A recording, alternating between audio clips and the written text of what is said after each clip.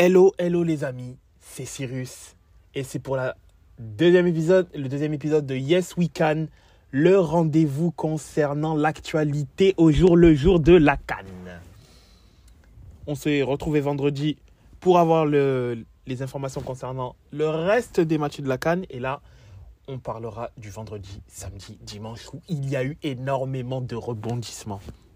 Vendredi, premier match, Cap-Vert contre le Mozambique. Victoire claire et nette du Cap-Vert. Le Cap-Vert qui a marqué le but d'ailleurs pour moi de la compétition. Le coup franc de Bébé. Bébé qui en premier lieu avait d'ailleurs mis la barre. Deuxième coup franc façon Hakan Çalhanoğlu à Hambourg. Frappe flottante, énorme erreur du gardien, faut le dire. Oui, il y a une énorme erreur du gardien. Mais, effectivement, ça a fait but. Une erreur de main énorme du gardien, mais à la fin, il a marqué. Et pour moi, c'est le but de la CAN. 1-0 pour le Cap-Vert. Deuxième but, perte de balle évitable comme pas possible.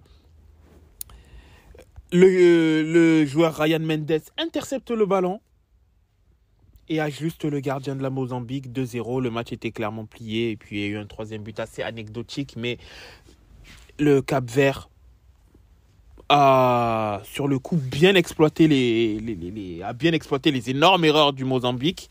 Premier de son groupe, assuré d'être premier. Pourquoi ? Je l'indiquerai dans quelques instants. Mais assuré d'être premier avec 6 points. L'Égypte avec 2 points. Le Ghana avec 1 point. Ne peuvent plus les rejoindre. Ça fait déjà un premier qualifié pour les 8e de finale. Oui, parce que l'Égypte et le Ghana se sont quittés sur un score nul et vierge. Donc forcément, le Cap-Vert, avec 2 victoires en 2 matchs, ne peut pas être rejoint et est assuré d'être premier. Ce qui est quand même assez positif. Ça permettra de pouvoir reposer les joueurs s'il y a un repos de joueurs. Mais en tout cas, bravo aux requins du Cap-Vert. Bébé, le but de la CAN est pour toi. Ça va être dur de te détrôner. Second match de la journée, Sénégal-Cameroun. Pas un choc, qui est quand même très attendu, qui a été très attendu. Il n'y a pas spécialement eu match pour moi. Le Sénégal a assez nettement dominé le Cameroun. Le victoire sans fioriture, 3-1 de la part du Sénégal. Le Sénégal qui a mené tout le match, qui montre beaucoup plus de certitude au niveau du jeu. Le Cameroun, c'est extrêmement compliqué, que ce soit offensivement, dans les transitions défensives. Onana qui n'est pas exemple de tout reproche, même si la défense n'a pas été assez faible sur ce match. Mais non, vraiment, c'est très compliqué pour le Cameroun. Heureusement que le dernier match du Cameroun sera contre la Gambie, donc il y aura la possibilité de marquer, si tout se passe bien, d'avoir 4 points. Et donc à voir ce que ça va donner derrière en différence de but, parce que même si la Guinée perd contre le Sénégal, imaginons 1-0, le Cameroun à moins de 2 de différence de but, faudrait qu'il gagne à minima 2-0. Après, il y aura la règle qu'il y a eu 1-1 entre la Guinée et le Cameroun. Donc, pour savoir qui terminera 2e ou 3e, là, pourrait se jouer avec la différence de but. Ça peut être assez compliqué, mais concernant le Sénégal, tout roule pour eux. Ils ne sont pas assurés d'être premiers puisque la Guinée a 4 points, mais tout va pour le mieux de leur côté. C'est une équipe qui montre que elle est favorite l'une des favorites à sa propre succession. Un petit mot également, mais hors football, pour notamment le coach Aliou Cissé. Big force à lui. Il a été hospitalisé récemment, donc tous mes voeux de rétablissement pour lui et pour également il me semble que c'est Kouyaté qui a perdu un de ses parents. Donc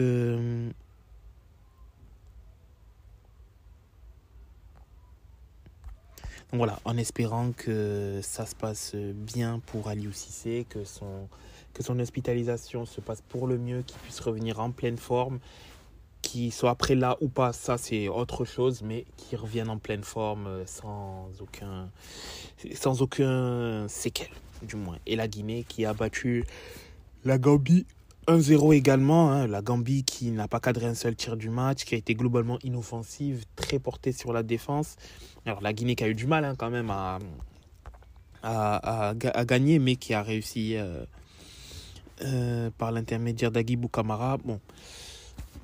Qui s'est fendu d'un interview d'après-match assez, on va dire, assez franc, assez dur envers la Gambie. Je ne vais pas répéter ce qu'il a indiqué, puisque ça reste quand même un débrief de match où on doit être respectueux. Donc je ne peux pas dire les termes qu'il a indiqués, puisqu'en soi, ils sont assez irrespectueux envers la Gambie. Je comprends là pourquoi il dit ça, dans le sens où il est vrai que la Gambie n'a pas véritablement montré grand-chose, mais il a eu des termes assez crus pour illustrer cela, dont je vais m'abstiendre de les indiquer. Et de ce fait, comme je l'indiquais, dans le classement, ça donne Sénégal, Guinée, Cameroun, Gambie. Samedi, a également eu beaucoup de rebondissements. Tunisie, Mali, le Mali qui avait ouvert le score et la Tunisie suite à un beau mouvement a également égalisé sur ce match, mais j'ai trouvé la première mi-temps plus rythmée que la deuxième sur ce match-là. Mais la Tunisie ne se rassure absolument pas. Tout reste ouvert, hein. Attention, tout reste ouvert, mais la Tunisie, par contre, elle va être obligée de gagner. Si elle veut passer l'étape du premier tour, elle sera obligée de gagner pour la simple et bonne raison que l'Afrique du Sud a explosé la Namibie 4-0 hier. De ce fait, le Mali a 4 points, l'Afrique du Sud 3, la Namibie 3, mais l'Afrique du Sud ayant battu la Namibie et que c'est les face-à-face qui départagent, l'Afrique du Sud est devant. La Tunisie est à 1 point. Et donc à 1 point. Donc la Tunisie, pour passer, il faudra obligatoirement qu'elle gagne son prochain match contre l'Afrique du Sud. Sans victoire, elle est automatiquement éliminée puisqu'elle n'a qu'un point. Là, ensuite, du côté de la poule de l'Algérie. Tout d'abord, l'Angola a gagné son match contre la Mauritanie, assez difficilement d'ailleurs au passage, puisqu'elle s'est fait une belle frayeur. Elle a rapidement mené 3-1, mais s'est fait rattraper donc à la 58e. Donc la Mauritanie a quand même poussé, mais bon, malheureusement, on n'a pas pu réussir le hold-up, puisque en soi, l'Angola a quand même bien dominé ce match. Ce qu'elle a montré sur le match, elle méritait de gagner ce match-là, mais la Mauritanie n'a absolument pas démérité. Malheureusement, ça n'a pas suffi et ça les met toujours à 0 points durant cette CAN-là. Mais, attention, la Mauritanie, ils peuvent embêter l'Algérie pour la simple raison qu'ils ont perdu sur le gong contre le Burkina Faso. Et là, l'Angola a difficilement quand même gagné la Mauritanie. C'est un poil à gratter qui est certes à 0 points, mais ça reste un poil à gratter qui est difficile à manœuvrer. Attention, l'Algérie qui, elle, ne se rassure pas en faisant match nul contre le Burkina Faso, qui a mené par 2 fois sur ce match-là. Attention l'Algérie. Bounedjah est certes le sauveur de l'Algérie est en train de faire la CAN de sa vie, mais attention parce que l'Algérie c'est assez compliqué. Il y a beaucoup de joueurs qui sont en dessous. Un joueur comme Bentaleb, je ne comprends pas pourquoi il est encore titulaire. Mahrez est assez en dessous. Le fait que Benasser soit pas là, on voit qu'il manque. Il n'y a pas une certaine stabilité, il n'y a pas une certaine solidité défensive. Et attention. parce que c'est pas dit que l'Algérie... Bon, je ne pense pas qu'ils perdront contre la Mauritanie, mais terminer troisième... Attention, s'ils terminent troisième, ils pourraient affronter un premier de groupe qui soit assez relevé. Donc attention, l'Algérie, attention. Il faudrait mieux pour eux qu'ils gagnent leur dernier match contre la Mauritanie pour s'assurer au moins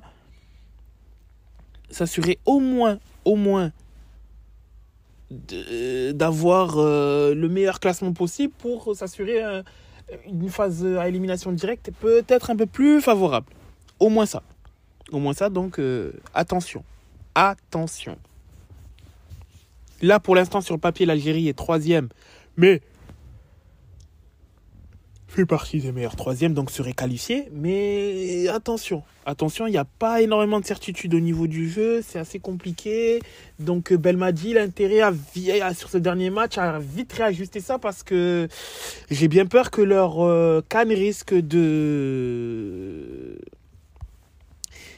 ne pas être longue si l'Algérie continue à être aussi peu fiable, parce qu'il n'y a pas beaucoup de joueurs qui sont performants et surtout au niveau auquel on peut attendre d'une équipe qui a globalement de très bons joueurs à tous les postes. Bon, le bas blesse peut-être un peu au poste de gardien, mais sinon, que ce soit au niveau de la défense, au milieu de terrain et en attaque, tu as largement de quoi faire pour être une des meilleures équipes du continent. Et surtout une des meilleures équipes là, sur cette CAN-là. Dimanche, donc au-delà du Afrique du Sud-Namibie, dont je vous ai indiqué que l'Afrique du Sud a complètement écrasé la Namibie, d'ailleurs très étrange, tant la Namibie a fait très forte impression dans leur premier match. Là, ils ont été complètement ravagés par la furie africaine, peut-être décuplé par le fait que Duplessis en UFC est le premier champion sud-africain de l'histoire de l'UFC. Peut-être, je ne sais pas, mais bon, ils ont complètement écrasé la Namibie, se replacent pour la course à la qualification qui se jouera donc contre la Tunisie. Tout autre résultat qu'une défaite tout autre résultat qu'une défaite leur assure automatiquement la qualification. Un match nul leur assure la qualification avec 4 points, puisque là, ils jouent contre la Tunisie et la Tunisie ne peut pas revenir ne peut pas dépasser l'Afrique du Sud si elle ne gagne pas, puisqu'elle est à 1 point. Et une victoire les amènerait à 6 points et donc automatiquement la qualification. Mais ce fut une véritable boucherie ce match-là. C'était vraiment ouf. Un des matchs les plus déséquilibrés de cette CAN-là. Et étrange puisque la Namibie a quand même montré énormément de bonne volonté, de volonté de jouer, du percutant, du punch dans le premier match. Mais bon, après, la vérité d'un jour n'est pas celle de toujours. La Zambie contre la Tanzanie, un match que je n'ai malheureusement pas pu voir. Et donc il y a eu un match nul. Donc la Zambie qui sur le gong a réussi par l'intermédiaire de Patson Daka, déjà passeur décisif sur le premier match contre le Congo. Là ici c'est mué en buteur pour préserver le score du match nul. De ce fait, la Zambie est à 2 points, à égalité de points avec le Congo, et la Tanzanie 4e avec 1 point. Donc le dernier match, ce sera Maroc-Zambie et Congo-Tanzanie. Malheureux vaincu tout simplement, puisque tout est ouvert sur ce groupe-là. Le Maroc, lui, est globalement qualifié. Le Maroc a gagné 3-0 à la Tanzanie, donc le Maroc ne peut pas être au-delà de la... Quoi qu'il arrive, ne pourra jamais être en dessous de la Tanzanie. Et la Tanzanie, il y a 1 point, donc au maximum, aura 4 points. De ce fait, la Tanzanie, partant du principe où il gagne le Congo, donc la Tanzanie serait à 4 points. Et le Maroc, s'il perd contre la Zambie, la Zambie sera à 5 points, donc la Zambie passerait premier, le Maroc deuxième et la Tanzanie troisième. Et donc là, le Congo serait éliminé. Et voilà. Ce qui est sûr, c'est que le Maroc, le Maroc est quasiment qualifié. Reste à savoir à quelle position ils finiront, tout simplement. Puisque là, la position, elle n'est pas fixe, mais le Maroc est globalement qualifié pour les huitièmes de finale. Maroc qui a fait match nul contre le Congo sur un match très engagé, très haché, avec énormément de fautes. 34 fautes dans ce match-là. Difficile d'avoir un certain rythme dans ce match-là. Un Congo qui avait du mal à poser le pied sur le ballon. Très compliqué, techniquement parlant, de pouvoir enchaîner énormément de passes. Le Maroc qui était étrangement pas présent physiquement. J'ai vraiment trouvé qu'il y avait un gap entre la première et la seconde mi-temps en termes d'impact physique sur le terrain. J'avais l'impression qu'il n'avait plus de jus. Est-ce que c'est lié aux conditions climatiques qui étaient il faisait vraiment très chaud en début d'après-midi, ils ont joué à 15h, plusieurs pauses fraîcheurs également, mais ça c'est tout à fait normal. Mais j'ai vraiment trouvé que il y avait vraiment un gap entre la première et la seconde mi-temps. Et la seconde mi-temps, le Maroc, je les ai trouvés peu inspirés, peu entreprenants. C'était peut-être ça. Mais à voir hein, si ça ne va pas leur porter préjudice, le fait de jouer en début d'après-midi. Mais le Congo, en tout cas, les remplaçants ont montré la voie, puisque c'est les deux remplaçants Elia et Silas qui ont été passeurs et buteurs du coup, et Mbemba avant-dernier passeur sur une magnifique ouverture extérieure du pied droit. Oui, les remplaçants ont mené la charge. Je pense vraiment que le coach de Sabre j'espère qu'il a pris note qu'offensivement il faut changer certains joueurs. Oui, j'ai oublié de dire que Bakambu a raté un penalty, mais son penalty c'était facilement visible qu'il allait rater son penalty. D'une, il est mal tiré. De deux, quand on voit les mains quand tu le vois trembloter avant même de poser la main, juste après avoir posé la main sur le cuir et déposé le cuir, on pouvait se douter que l'issue allait être négative. Moi personnellement, je me suis toujours dit, pourquoi c'est pas Kakuta qui tire le penalty? Il est plutôt à l'aise techniquement. Je me dis, bon, s'il devait avoir un tireur, si c'est pas Banza ou Simon Banza ou Silas, étant donné que les deux sont sur le banc, c'est Kakuta. D'ailleurs, très étrange que Banza soit aussi peu mobilisé quand même. Un attaquant qui est quand même en pleine forme comme lui. Très étrange qu'il n'ait pas pu avoir ne serait-ce qu'une minute sur cette canne-là. 9 minutes il a eu, oui, sur cette canne-là, mais je pense personnellement qu'il faudrait lui donner quand même plus de temps de jeu. C'est un attaquant qui est en pleine bourre en ce début de saison. Il enchaîne il fait le début de saison de sa vie à Braga. C'est étonnant, mais bon, c'est le choix du coach. Mais en tout cas, Silas, moi je suis très content de l'avoir vu jouer, très content de l'avoir vu marquer, puisque moi je voulais voir Silas à l'œuvre, je voulais voir Fiston Mayele, et je l'avais indiqué d'ailleurs dans le premier débrief. Je sais que Fiston Mayele est quelqu'un qui apporte énormément dans le jeu, par sa percussion, etc. Il fait des choix quand même assez intéressants, et j'aime beaucoup ce joueur-là. C'est ce qui fait que je voulais le voir sur le terrain. Bien mal, il en a pris. Il a fait du bon taf. D'ailleurs, également, très très gros match.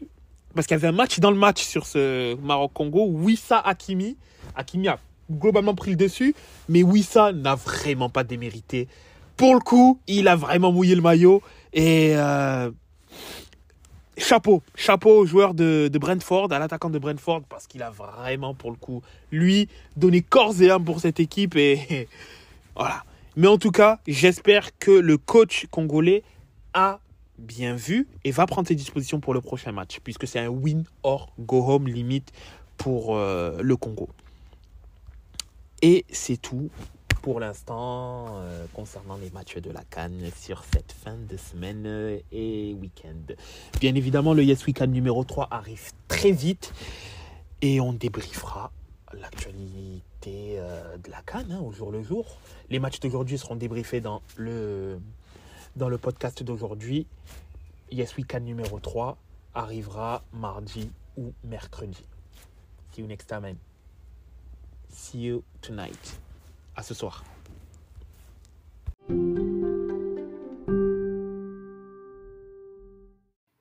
Afin de nous suivre sur les différents réseaux sociaux, vous pouvez aller sur Facebook, La Table Ronde, sur Twitter, La Table Ronde 777, sur Instagram, La Table Ronde, 2 fois tiré du 8.